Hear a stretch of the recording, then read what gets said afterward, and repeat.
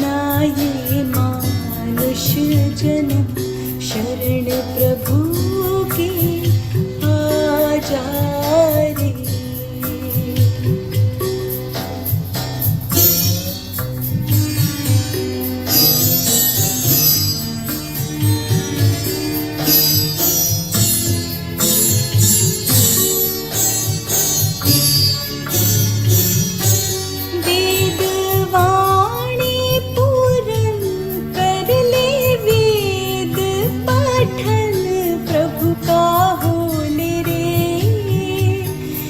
इसका हर एक वचन है अनमोल रतन, ऋषि मुनि बोल रे। पाले प्रभु प्रीतम छूटे जन्म मरण, शरण प्रभु की आ जा रे। पल पल जीवन ले प्रभु का भजन, शरण प्रभु की आ जा रे। बारंबार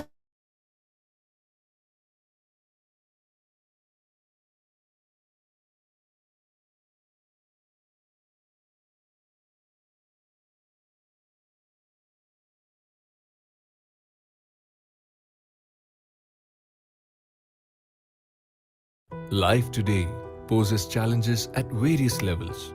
Modern day living is threatened by anxiety, depression, failure at work, climate change, and war.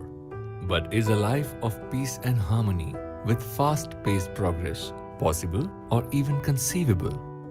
The answer, a resounding yes, lies in the ancient Indian philosophy of Vedanta.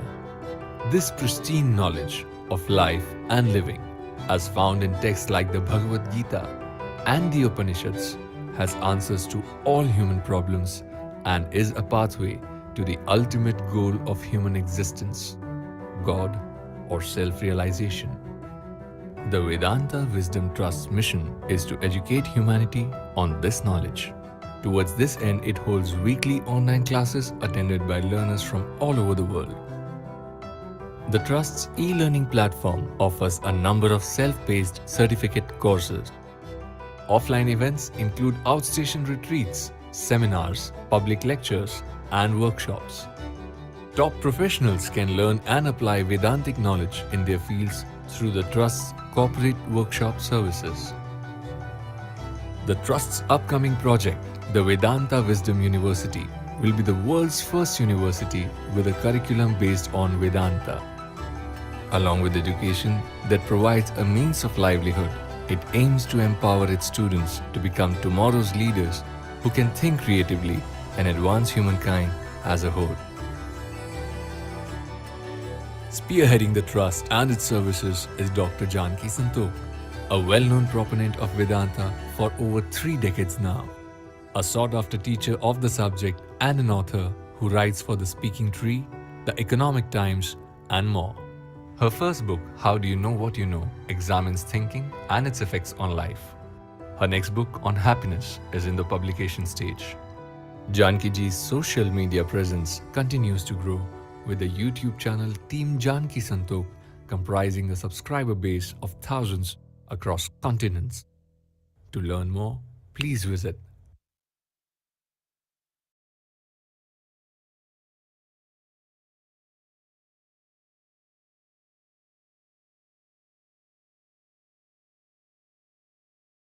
Hari Om, everyone.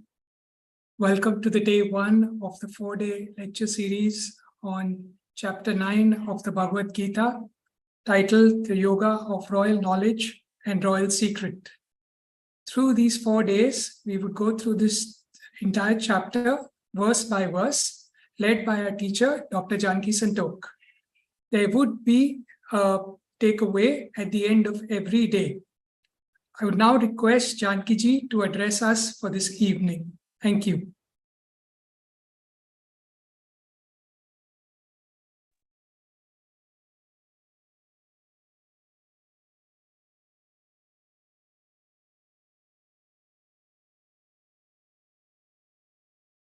Sahana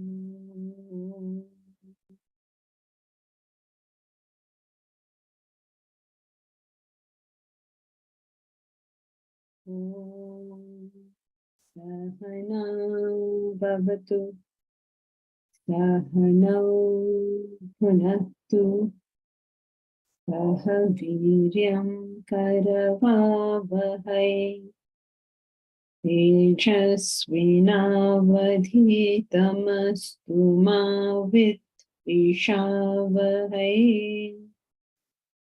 Om Shanti Shanti.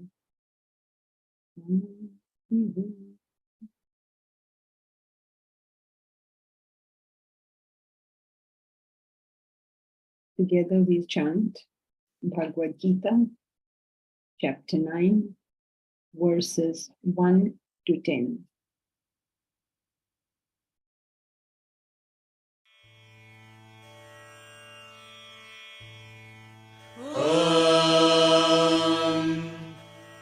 अथ नवमोऽध्यायः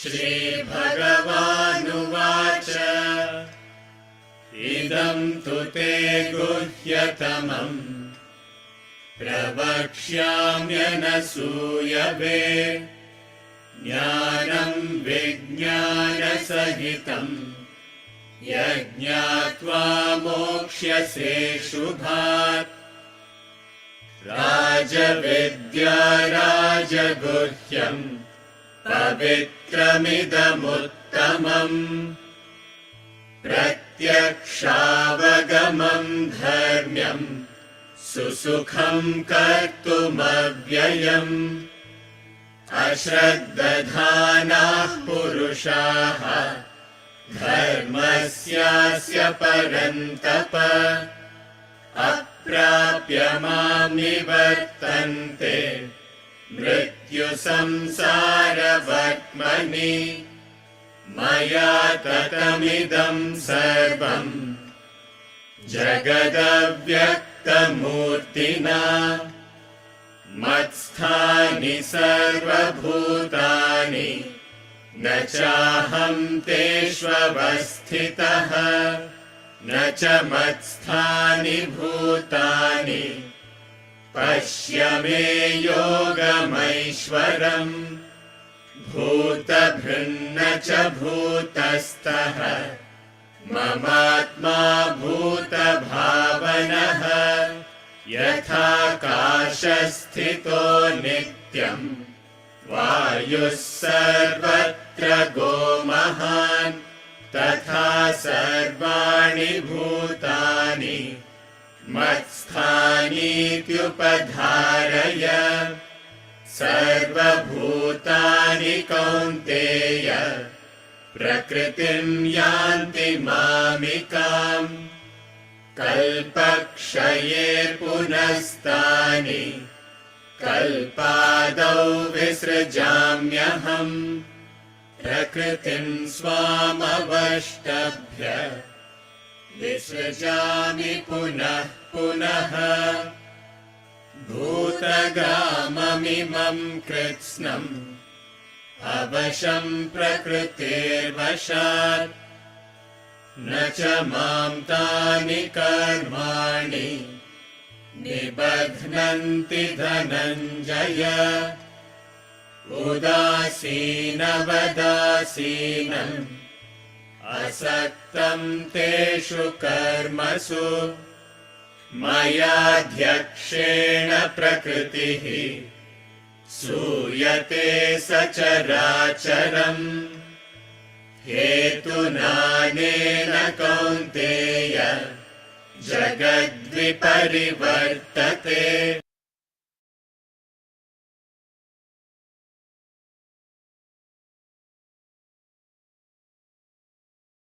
Welcome to the annual Bhagavad Gita lecture series.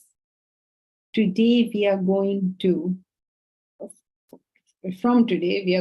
to be discussing about chapter 9, where the Lord himself is going to give us a great secret, he says. He calls it the royal secret. It's called, the chapter is called The Yoga of Royal Knowledge, Royal Secret. Now, it's an amazing thing. We are very lucky, we are very blessed that we can hear the words of the Lord. And if you really would like to make the most of these 4 evenings we have together, then it would be ideal that in the morning when you wake up tomorrow, you go over a little bit of what we have done.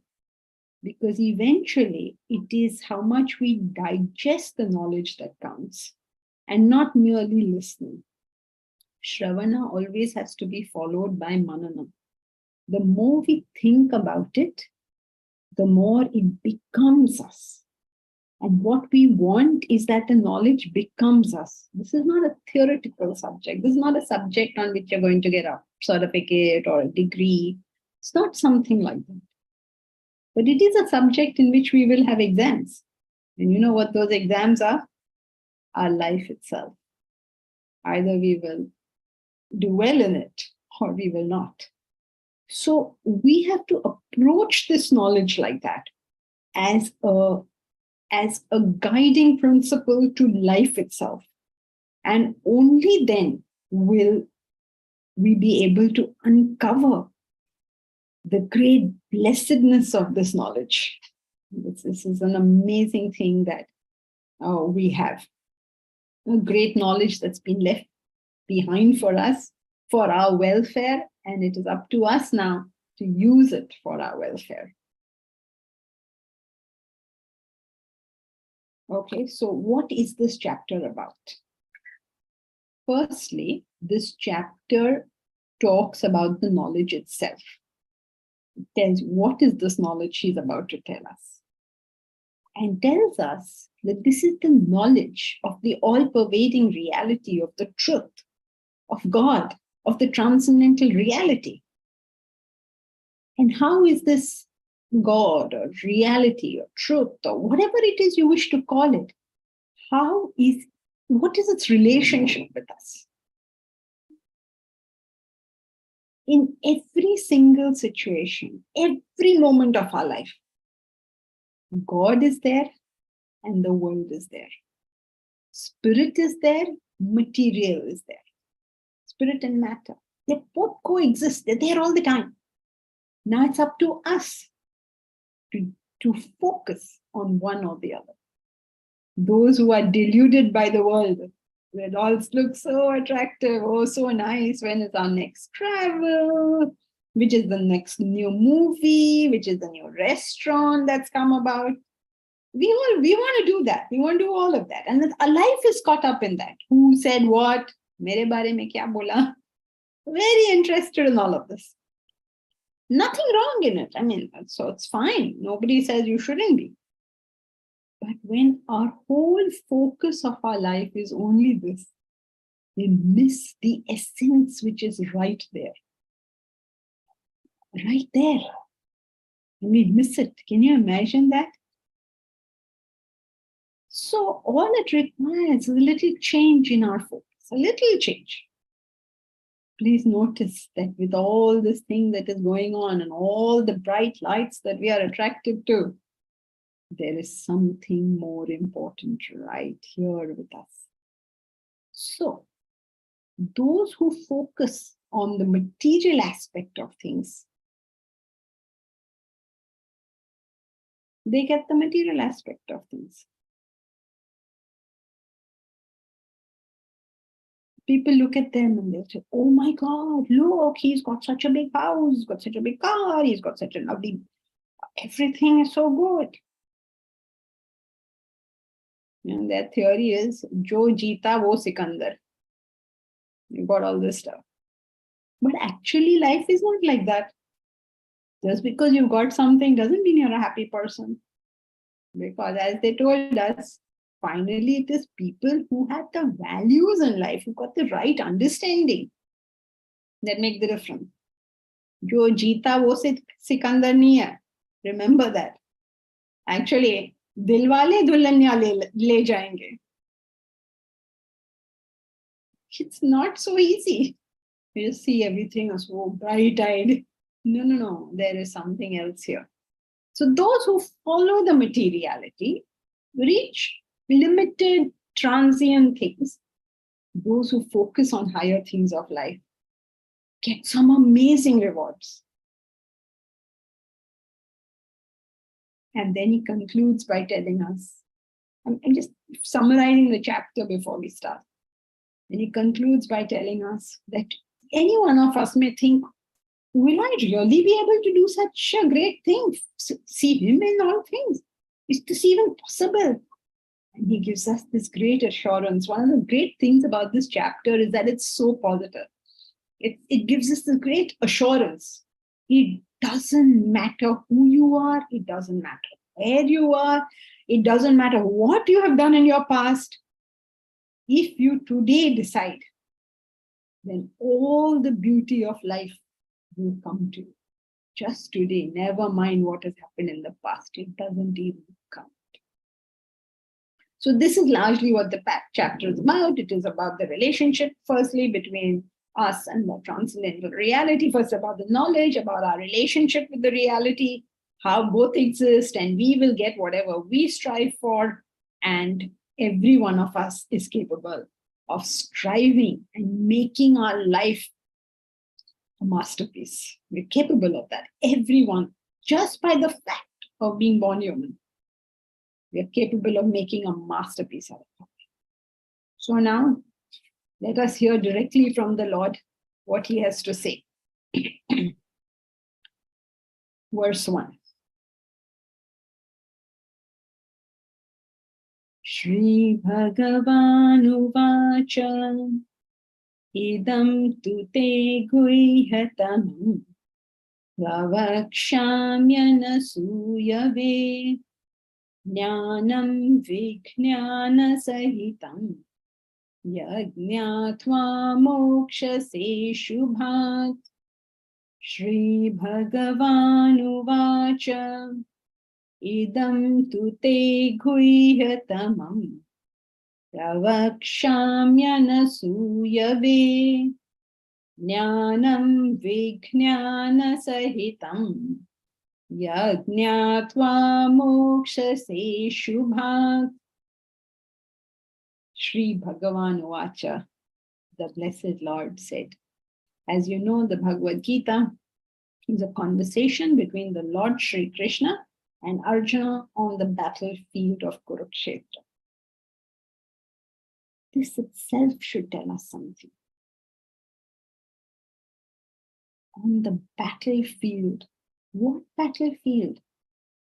Why is this knowledge, this great knowledge spoken of on the battlefield?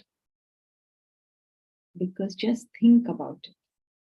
There is this great Arjuna. He excels in what he does. And yet, when the time comes, his own knowledge becomes unavailable to him. We're all great philosophers. Until there's a problem. And then all the philosophy has gone out of the window. So, Arjuna, the best archer, comes to the main battle of his life. Gandiva samstrate hastat. The Gandiva, his bow, falls from his hand. His hand is shaking. He's going through horripilations. His hair is standing on end. Arjuna has been to 1,000,000 battles so far. But when he comes to the important one, he can't do it. So in the battlefield of life,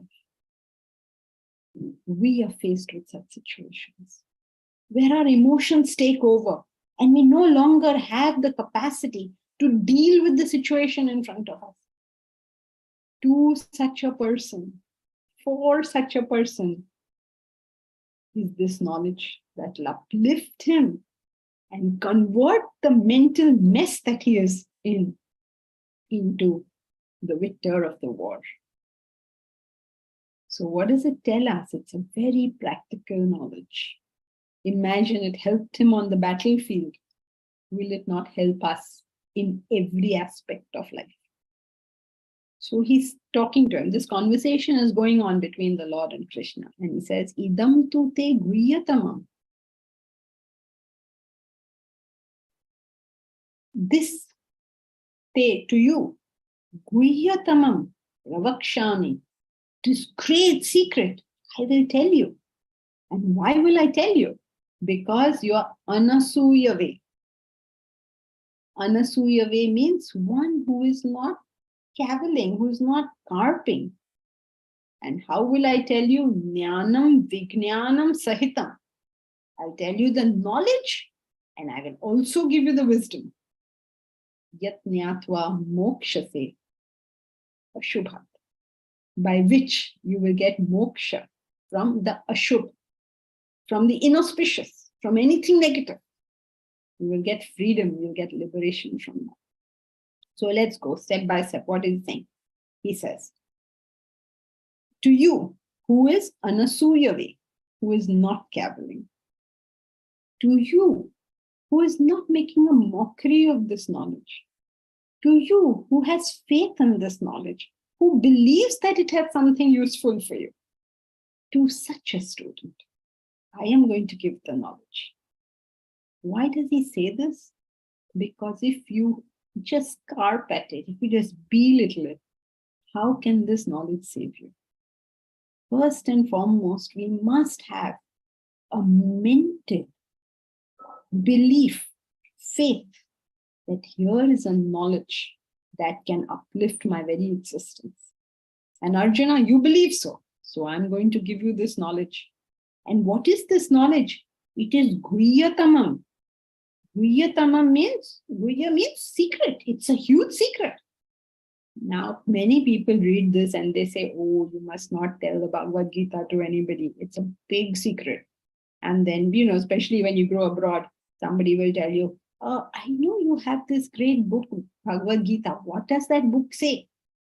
And then you say, I don't know, I never read it.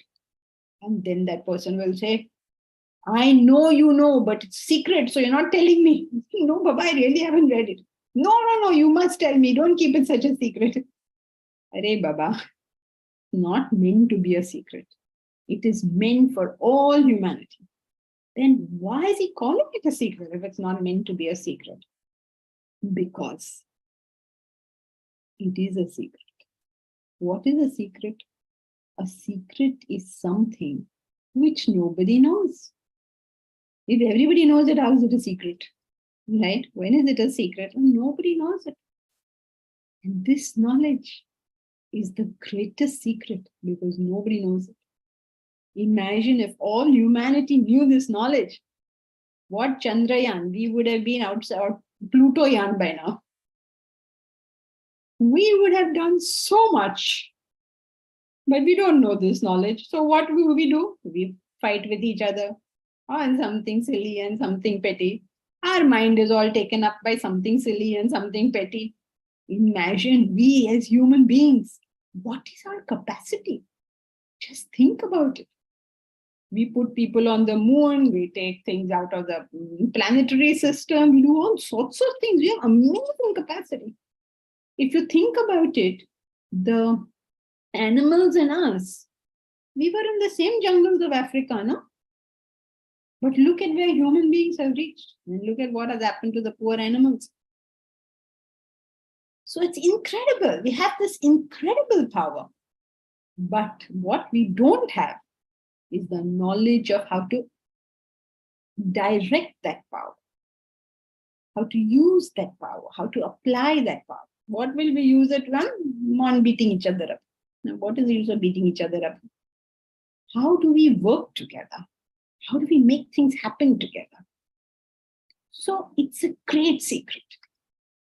And it's such a fantastic thing because if we knew it, we will make our own lives extremely satisfied, extremely fulfilled, extremely productive, extremely successful. And not only that, we'll make everybody else also extremely happy, extremely satisfied, extremely successful. Isn't this a knowledge we should all be having? If you understand its value, how can you not get this knowledge? You have to do whatever it takes to just get it for yourself. Because one person learning this will benefit, you don't even know how many more. Imagine Buddha knew it, or Krishna knew it, or Rama knew it. How many people have benefited from it? We learn a little bit, everybody around us will benefit from it. So this is a great secret that we must uncover in these 4 days together. And if you really want to uncover it, you must remember that you have to go through again what you have studied here. Otherwise, it will be ayaram gayaram. You heard it from one ear and it's gone out through the other ear. If you want to take advantage of this knowledge and really get it, you have to study it in the morning. We talk about it in the evening.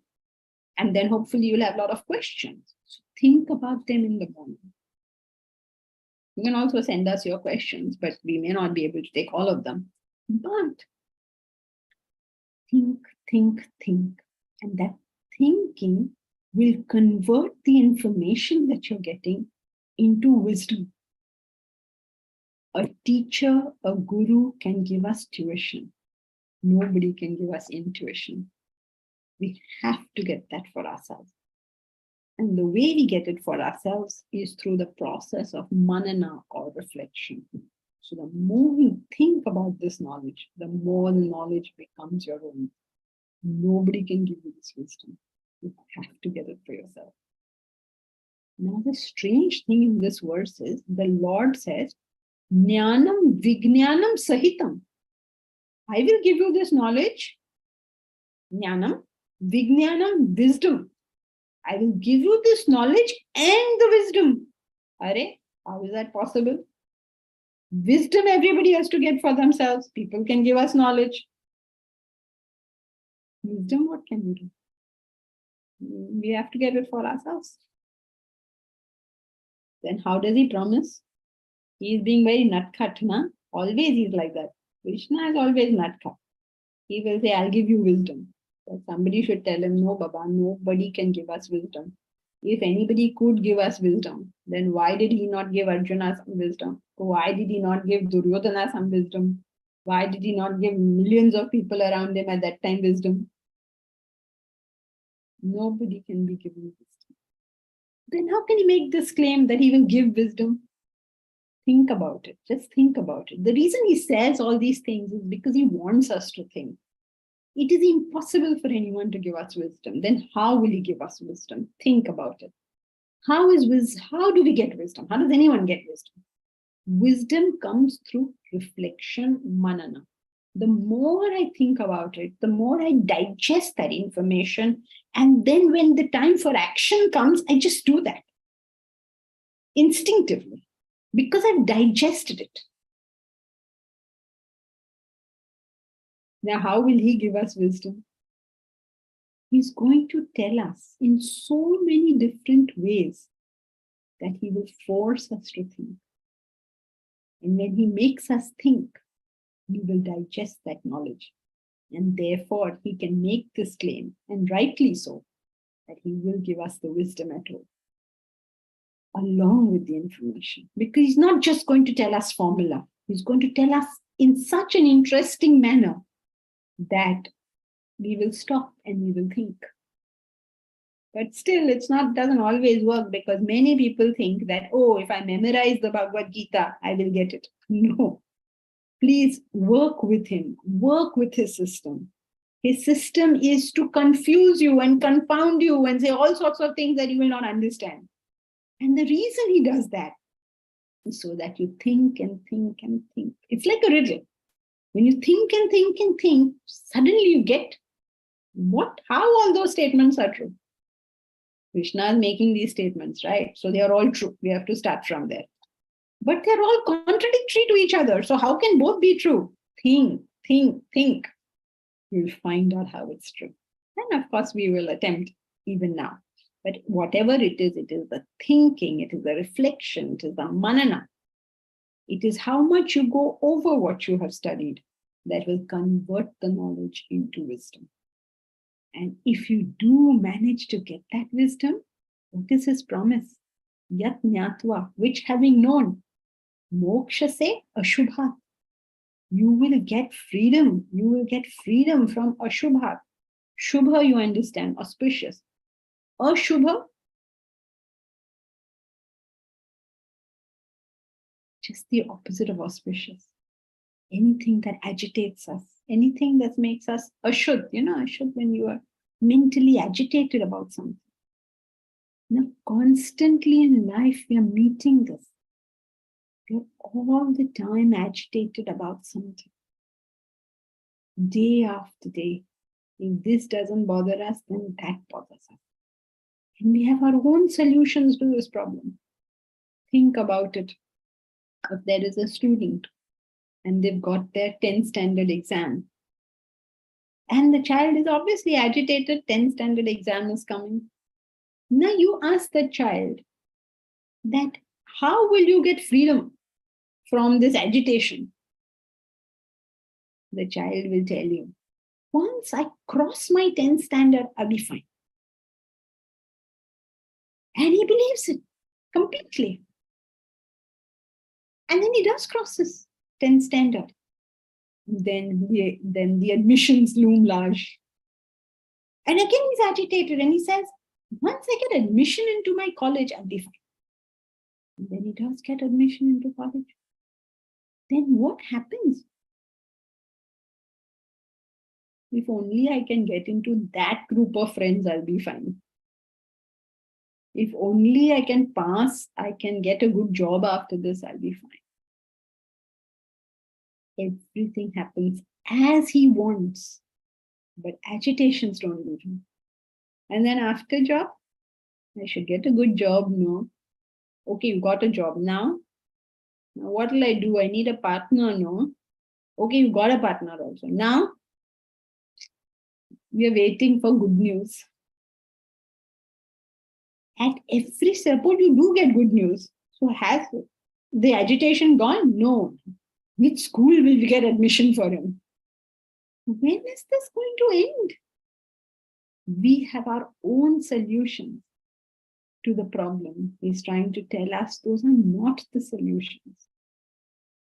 That doesn't mean that he says don't pass your exams and don't get married and don't have children. That's not what he's saying. But if you believe that that is the solution to my problem, then that is incorrect. Agitations do not leave because of these things. And all the unmarried people here, all the bachelors will think, no. Once I'm married, I'm going to be okay. All those who think like that, please look at all the others who are married. Then you will know how okay you're going to be. So at every stage of the way, we identify the agitation, but we identify the solution incorrectly. And therefore, no matter what happens in life, the agitations just continue.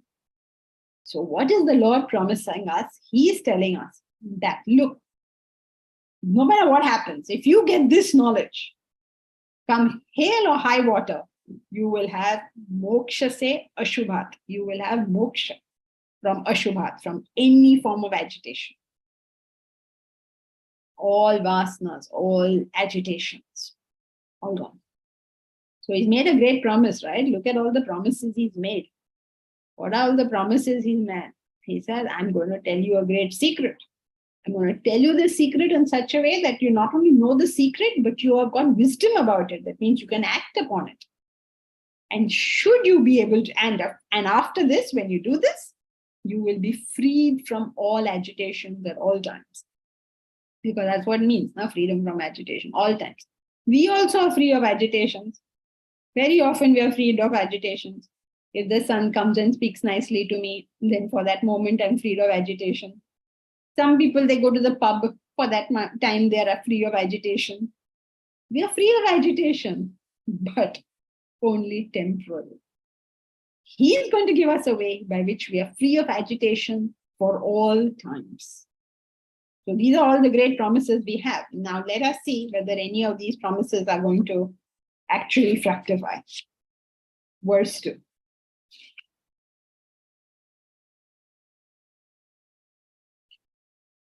Raja Vidya Raja Guhyam Pavitramidamuttamam Pratyakshaavagamam Dharmyam Susukham Kartumavyayam Raja Vidya Raja Guhyam Pavitramidamuttamam Pratyakshaavagamam Dharmyam Susukham Kartumavyayam Raja Vidya, Raja Guhyam. It is the royal knowledge. It is the royal secret. Pavitram idam uttamam. This is an uttamam pavitram. It is a very fine purifier. It is the supreme purifier. What makes something the best purifier? Suppose you use Surf or Ariel. Okay, I'm not doing advertising for them. You use Surf or you use Ariel. You wash your clothes very nicely. We don't call them supreme purifier. Why not? Because no matter how well you have washed your clothes, after some time, they will get dirty again.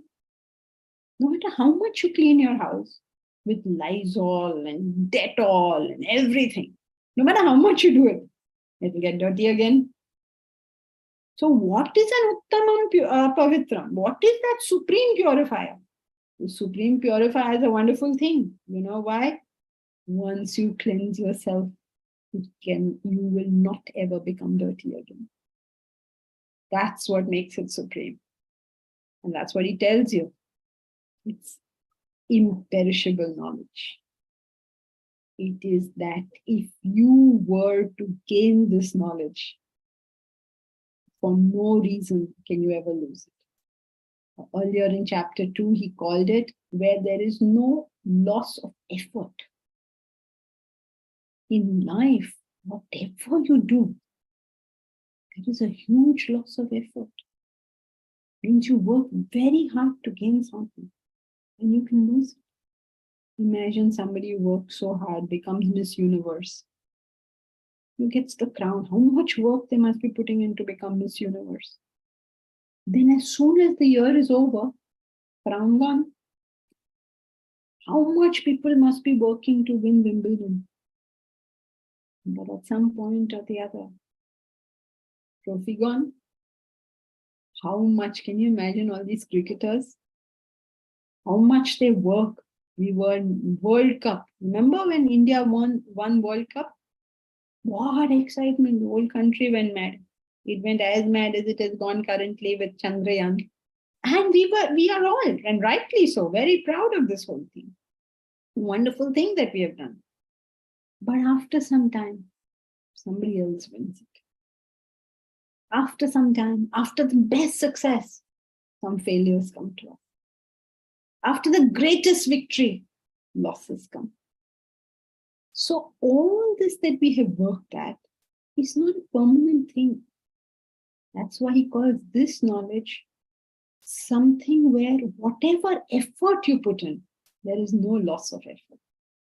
Here he refers to it as avyayam, imperishable. Whatever you get, you've got forever. Even if you get 2% of this knowledge, you've got it forever.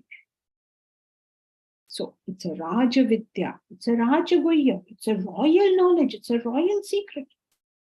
So when you start thinking like that, then naturally you will say, will I be able to do all this stuff? I mean, it just sounds all very big and in the air. Hoga kya mujhse ye sab? Will it ever be possible? So he says, very interesting. Susukham kartum. Susukham means easy. Kartum means to do. This is very easy to do. Everything else in the world is very difficult to do. Imagine trying to win Wimbledon. So difficult. Imagine trying to become like Mukesh Ambani. So difficult. All is very difficult stuff. You do it also and you can lose it. But this one is very beautiful. You do it, whatever you do, you will never lose it. And doing it is also very easy. Why is it so easy to do this? Because it is going along our grain.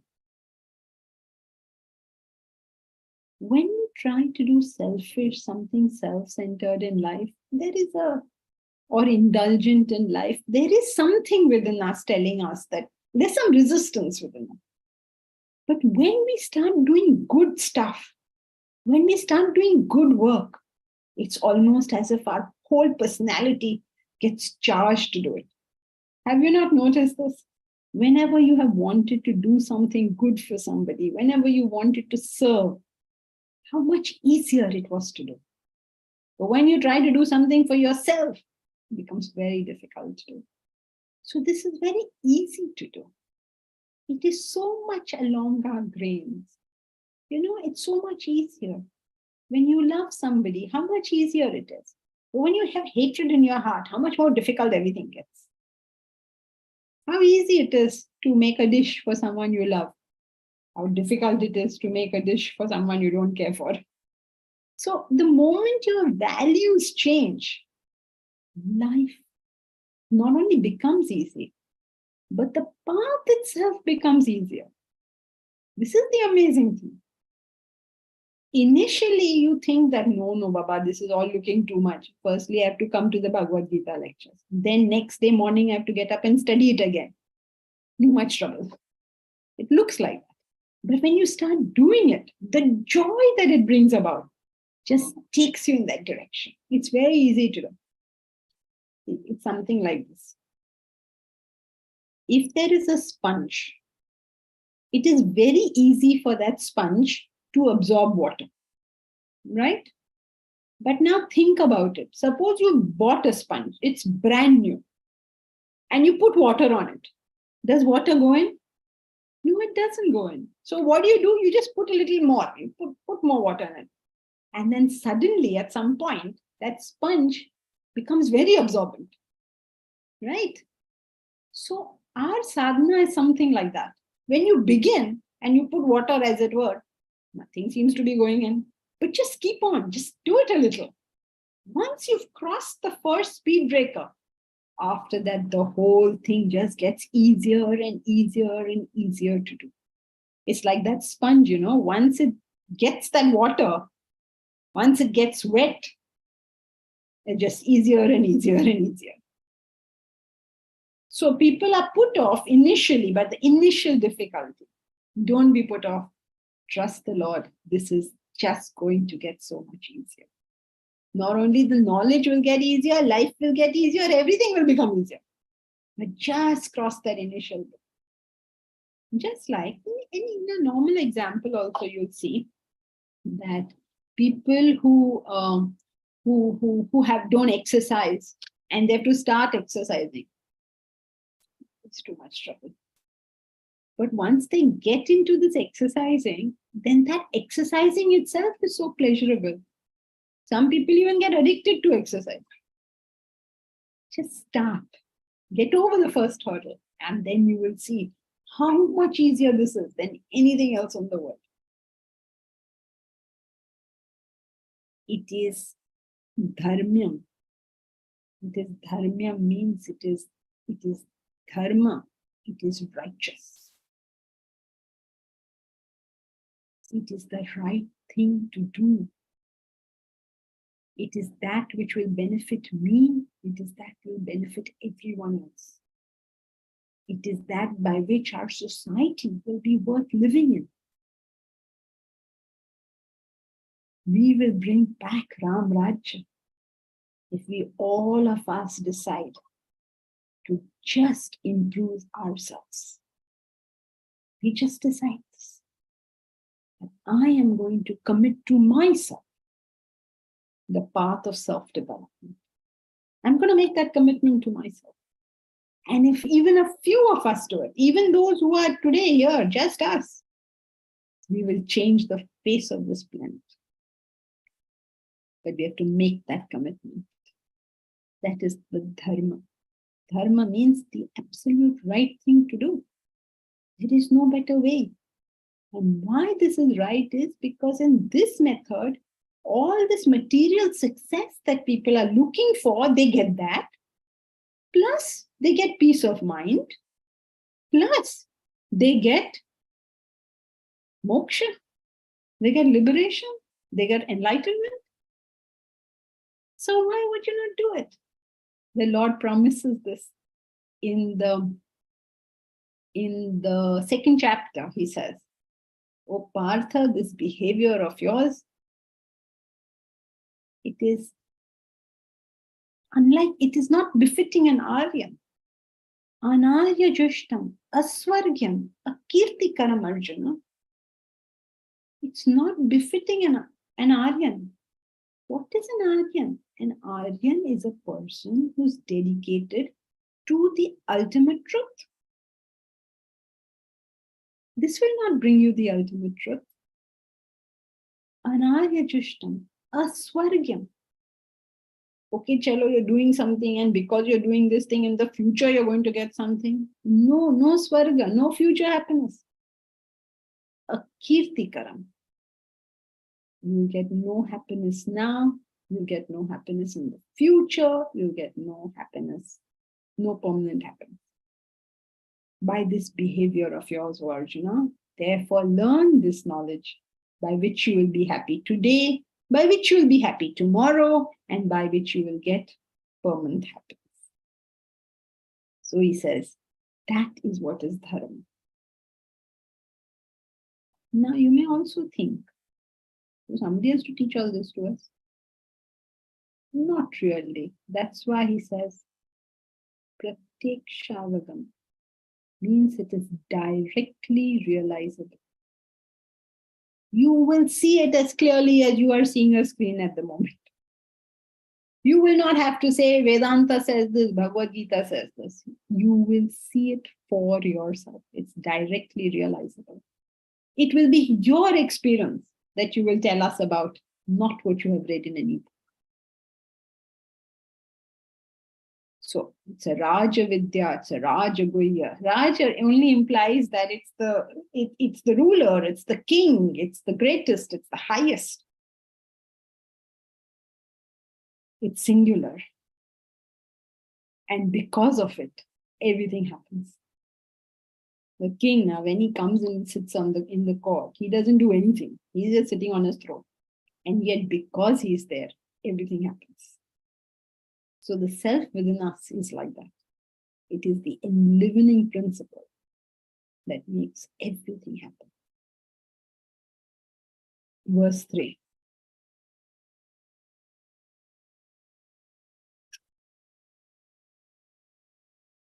Ashraddhana purushaha dharmasyasya parantapa aprapya mam nivartante mrityu samsara vartmani. Ashraddhana purushaha dharmasyasya parantapa aprapya mam nivartante mrityu samsara vartmani.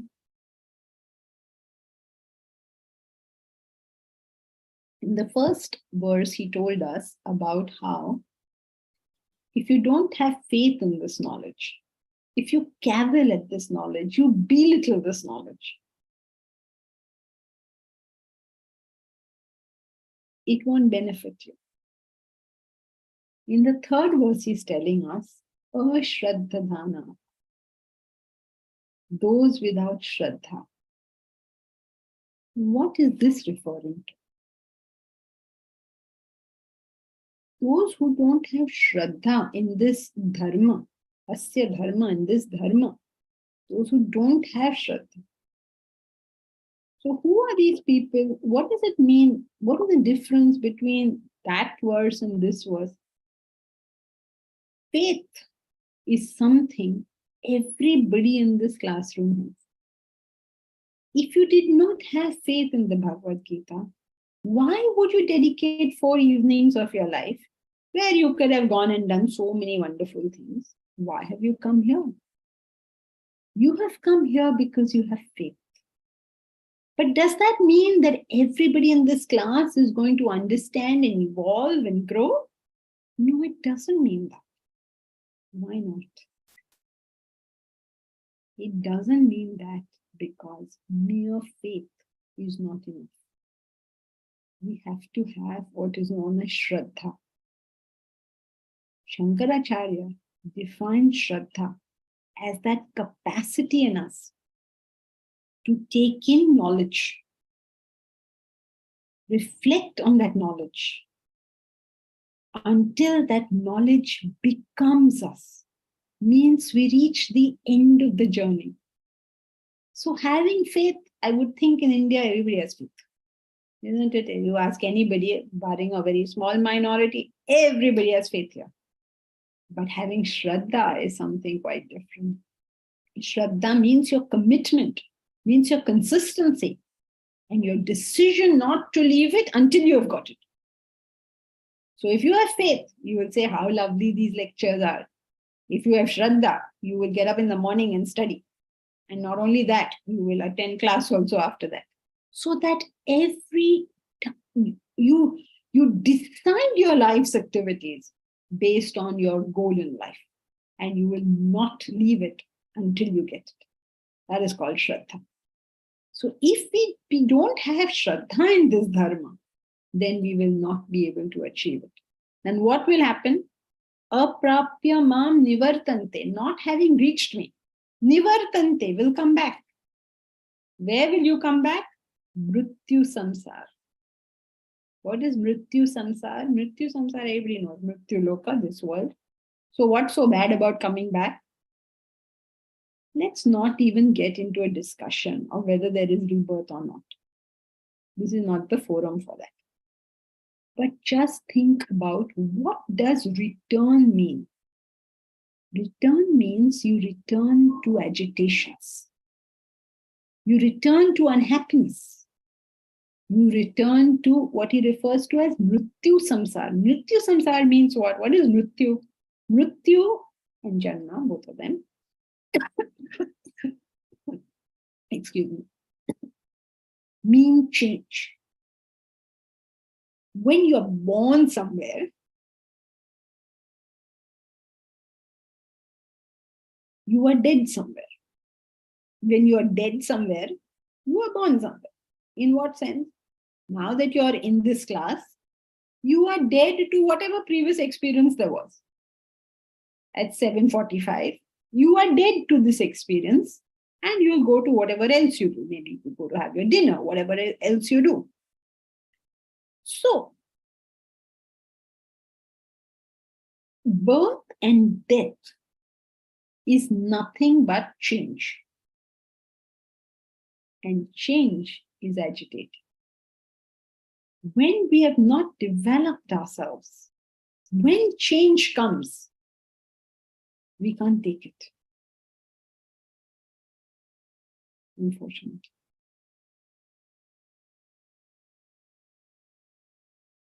So coming back means coming back to the same agitation.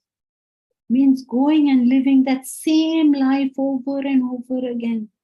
Roj roj ka jhagda, roj roj ki pareshani, roj roj ka sab kuch chal hi raha hai. But when we change ourselves, then we go to a different world. Doesn't mean our life changes, but our experience of our life changes. Your physical life may or may not change. In the sense, you may make changes or you may not make changes in the external world, but your experience of your life will be a different one altogether. So he says, if you don't have Shraddha, if you don't commit yourself and don't work on it until you actually reach the goal, then yes, hey, sab kuch jo chal raha hai wo hai, it will always continue. You'll always find a problem. You'll always find some solution. And none of those solutions are going to solve the problem. So here is our opportunity, these 4 days, to learn to look at our life differently. Just look at your life differently. And God alone knows what the result of this is going to be. So just bear with it, study it carefully. 4 evenings, now put it in.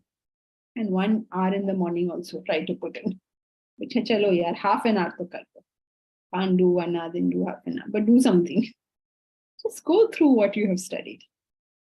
And then once we have the right shraddha, the right action, you have that commitment and you do the right things, how can the goal be far away? But if we don't do it, then whatever was our life before these Bhagavad Gita lectures started will be the same after the Bhagavad Gita lectures end. Same cycles on and on. Verse 4.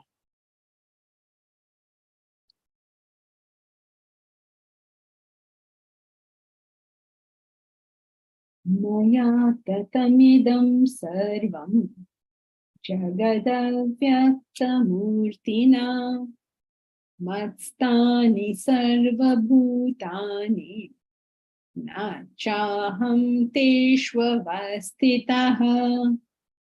Maya tatamidam sarvam jagadavyatamurtina matstani sarvabhutani na chaham teshvavastitaha. So he's given us so far the importance of this knowledge. And having given us the importance, hopefully you're now ready to listen to it. And he's plunging us straight in.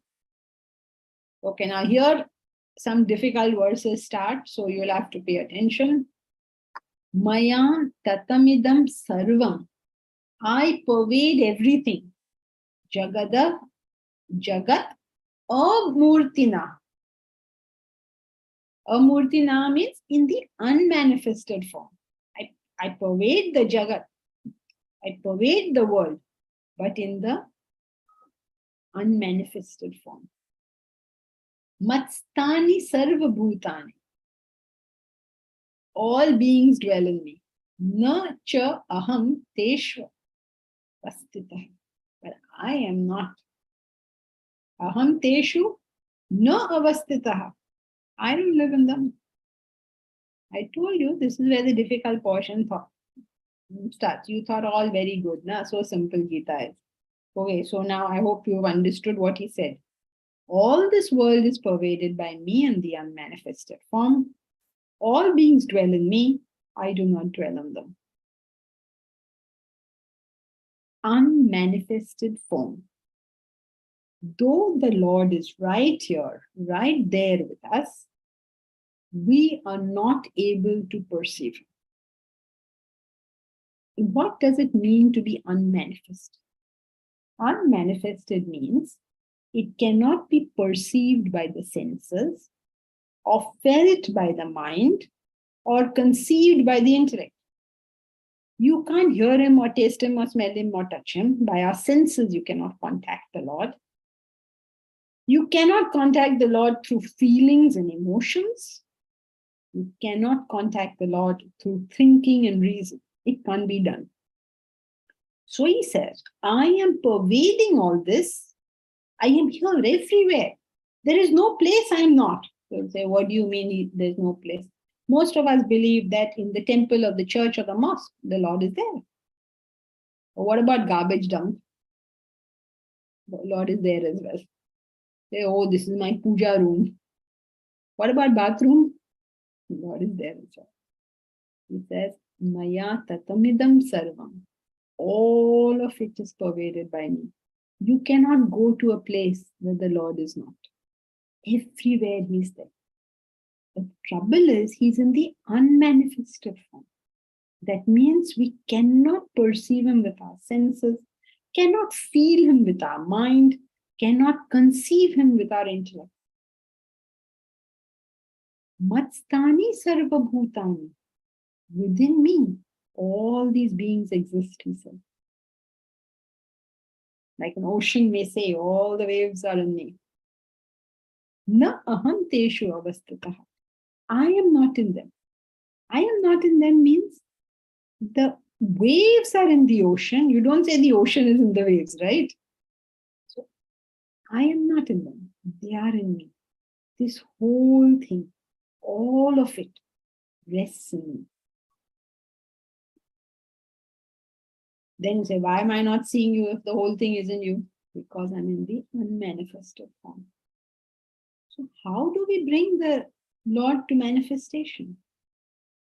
In exactly the same way. See, think of it like this. Where is there butter in the milk? How do you get ghee? How do you get butter from milk? Where is it? It's there in the ghee, in the milk, right? The ghee has come from the milk. So it's there in the milk. It didn't come from outside. But when you look at milk, you don't see butter. So now what do? You take this milk, you add a little bit of jamun to it, a little bit of curd to it, and leave it overnight. And in the morning, you churn it nicely. It'll become nice, thick curd. Then you churn it nicely, and butter will come out. Then you heat this butter, and it will become ghee. Right? Exactly like that, we find Lord in the world. When you look at the world, he's unmanifest. Where are you going to get him from? You'll have to get him from the world. So what do? You take a little bit of jamun. What is that jamun? A little bit of knowledge. And you add it to a pure mind, milk. When that milk, even though it's pure, even though it's a good mind, it is all fluid, it is all running. It runs all over the place. But when you add that little bit of jamun and leave it overnight, like how we are adding in these 24 hours, we added a little bit, 1 hour, 15 minutes of Bhagavad Gita lecture. You add it and leave it overnight. Then next morning, churn it. Churn it, churn it, churn it. Means think on what you have heard. And then the butter starts coming. And this butter, when it starts coming, in all traditional Indian households, we keep it in water so that it stays fresh. That water is devotion. Keep it along with devotion. Then you take this, you collect all this over many days, and you apply the red heat of meditation. And then you find the ghee comes out. That unmanifested ghee becomes manifest. And once you get the ghee, now can you go back to milk? Can't be done. It's permanent.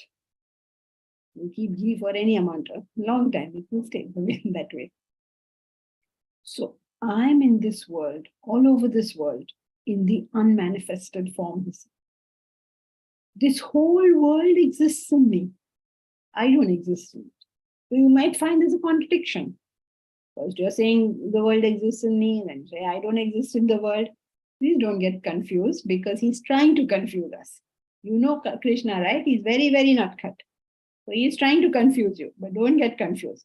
When you think about it carefully, you'll understand.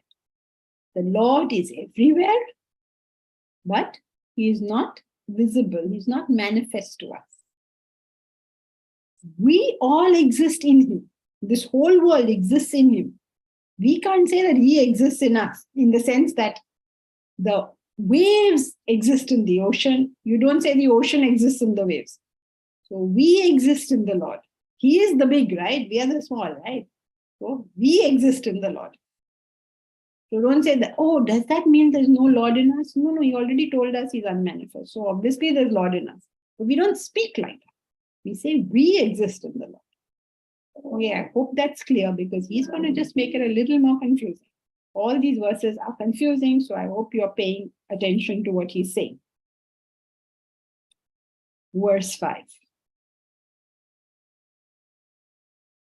Nacha matstani bhutani pashya me yogameshwaram bhuta brunha cha bhutastaha mamatma bhuta bhavanaha nacha matstani bhutani Pashya me yogamaishwaram bhuta brunha cha bhutastaha mamatma bhuta bhavanaha. So what did he tell us last verse? That we all exist in him. He doesn't exist in us. Now this verse, what does he say? Nacha matstani bhutani. But there are no beings in me. You feel like telling him, Baba, make up your mind. Are we in you or are we not in you? But he's saying, Nacha matstani bhutani. Nor do beings dwell in me. Pashya me yogameshwari. Look at this divine yoga of mine. Bhuta brunna cha bhutastaha. Bringing forth and supporting beings. Myself does not dwell in them.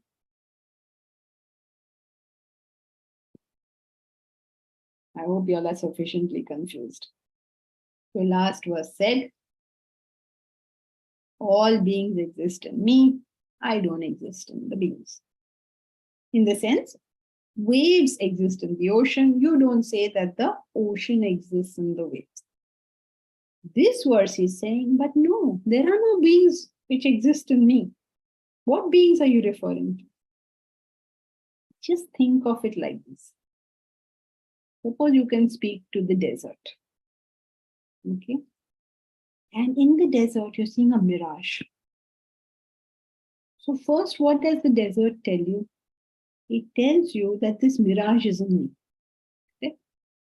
I am not in the mirage. No? The desert is big, mirage is so small. Then he says, but there is no mirage in me. Because that water which you're seeing over there, it's not really there, right? So that's what he's saying. But there are no beings for you to see. There is only the Lord. And take another example. Suppose you're dreaming at night. Your mind can tell you. The waker's mind projects the dream, correct? So we can say that the dream exists in the mind. Right? We can also say there is no such thing as the dream in the mind. Suppose last night you dreamed that you met Amitabh Bachchan. And then both of you all went out to have dinner somewhere. So did that really happen? So if the mind were to say that no, there are no beings, that is also true. I hope you're able to see it. Suppose, I'm going to repeat both the examples. First example is of the mirage in the desert. Suppose the desert was to speak. What would it say? It would say, this mirage exists in me. I don't exist in that. Correct, right? Then it could say, but there is no water there. Correct, right? Then you see the next sentence. He says, I bring forth beings and I support them. I didn't make up your mind, you feel like saying. But think, it's all correct. It's like the desert saying, I bring forth the mirage. I support the mirage. I mean, if there was no desert, how could there be a mirage? If there was no mind, how can there be a dream? So though I'm bringing forth and supporting them, says the mind, myself does not dwell in them. There is no reality really there. One of the most famous examples of Vedanta is the rope and the snake example. Let's try and understand with the help of that. Are you all able to get what this point is? Give me a thumbs up, or at least nod your heads, those who have got it. No, not yet? Okay, so let's take the third example. There is a rope. You think that the rope is a snake. Now you are speaking, let us say, the rope is speaking. What will the rope say? He says, the snake is in me, I am not in the rope. Right? Then what will it say? It will say, but actually there is no snake in me. Correct, no? Then it will say, I bring forth these snakes and I support them. That is also true because the rope was not there. how would you see a snake? So because the rope is there, you see the snake. If there was no rope, how will you see the snake?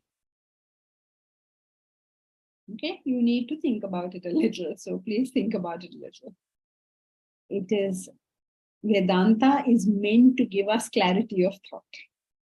Now, if you want clarity of thought, you want the clarity of the intellect, you have to apply your intellect. Otherwise, how are you going to get it? So read it carefully what he's saying and use any of these examples that you find explaining it. All this is pervaded by me in the unmanifested form. Let's take the rope and the snake example. The snake is pervaded by the rope, correct? All beings dwell in me. I do not dwell in it. The snake exists in the rope. The rope doesn't need the snake to exist. Okay? Now let's go to the next verse. Nor do beings dwell in me. So the rope is saying, neither does that rope actually live in me. Neither does that snake actually live in me. Pashyame yogam eshwaryam. See this wondrous thing. You're seeing something that doesn't exist. You're having a relationship with something that doesn't exist. If there is a rope lying there and you think that it is a snake, you get terrified with that snake. Some people even die because they're so frightened. But there was no snake there. It's just a rope. Pashyame yogam aishwaram. See this divine yoga. What is yoga? Yoga is a combination. It is a union of two things. See this wonderful union where the unreal and the real seem to coexist. There is a rope. You're seeing it as a snake. When you see the snake and the rope are coexisting. You cannot see the rope. You can only see the snake. And you have a relationship with the snake. You're terrified of that snake. And you get a heart attack because of that snake. Pashyame yogam eshwaram. Watch this fantastic yoga. Watch this superb thing. We are all having agitations out of things that don't exist. We have a relationship. We are reacting with something that may not even exist. Just like when we are in the dream and a tiger is chasing us in the dream, we're terrified. We're having a relationship with that tiger, which doesn't exist. Or you meet Aishwarya Rai in the dream and you say, oh, so beautiful. You're having a relationship with something that doesn't exist. We miss the reality and have a relationship with what doesn't exist. Is this not Aishwaryam Yogam? Is this not a wonderful thing? Is this not a wonderful union? Pashyame, see my divine yoga. See this wonderful combination. It's a divine combination. It's a divine combination because he is there. Wherever he is, it's divine, right? So, strange thing. Bhuta brahmacha bhutastaha. Bringing forth beings, bringing all these various beings and supporting them.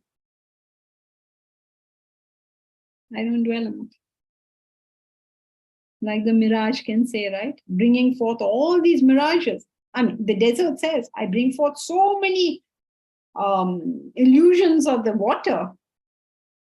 I support those illusions of the water, but I've got nothing to do with it. The rope says, I bring forth so many illusions. Somebody thinks of me as a snake. Somebody may think of me as a twig. Somebody may think of me as a crack in the ground. So many different things. I bring them forth because I exist. You can see that. I support it because as long as I'm there, you see that. And yet I have nothing whatsoever to do with it. Isn't that amazing? Behold my divine yoga. Behold this amazing combination.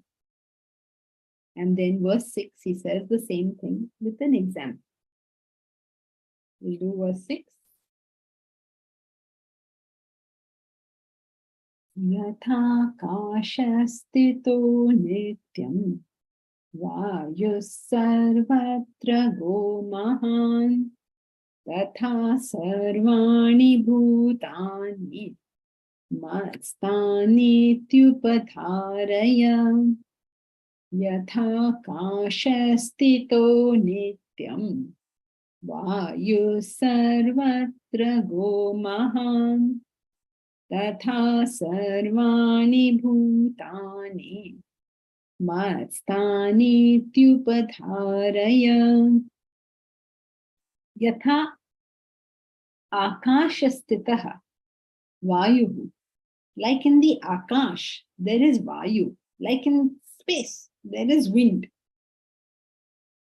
All the time, this wind is moving about in the space, right? Space doesn't mean outer space. Our space here, as in this space, the vayu, the wind moves. Tatha sarva bhutani matstani upadharaya. The wind goes everywhere, but it's always in some space, right? So too, wherever we go, whatever we do, we continue to be in the Lord. Because remember, He's all pervading. Then what is the relationship between the Lord and us? We do not influence, we do not affect the Lord in any way. Just as when there is a rope, you see it as a snake, you see it as a twig, you see it as a crack in the ground.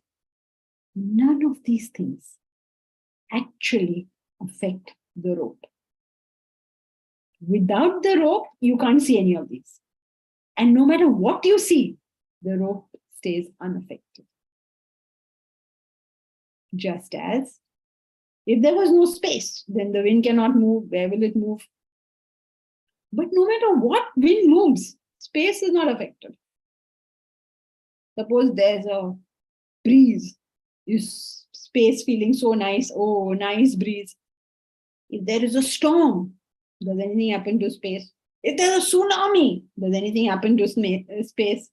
No matter what happens, what type of wind, space continues ever unaffected.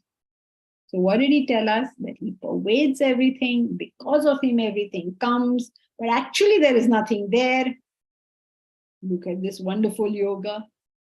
Look at this wonderful combination of the real and the unreal coexisting. Impossible combination. And whatever unreal things you say have no effect on the real. Just as on a movie screen, if there's a tornado, if there's a storm, the screen stays unaffected. Without that screen, the movie cannot be seen. But whatever you see, the screen stays unaffected. So that's it for today. Whatever points we have discussed, they are going to now show us on the screen. Just a brief overview of what we have discussed.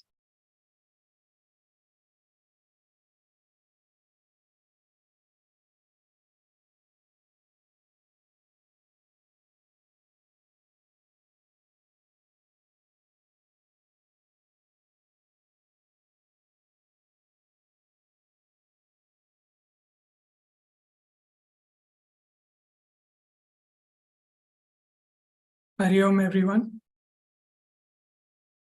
As you go through the points on day one, if there are any questions or clarifications, you can join the WhatsApp group and post them there. This is the number of the WhatsApp group. Reflect on the points, as Janki ji said, and please pose any questions on this group. We thank everyone for attending today and request everyone to use the invite to invite their friends and family to attend this for the next 3 days. Also want to thank Janki ji for addressing us today.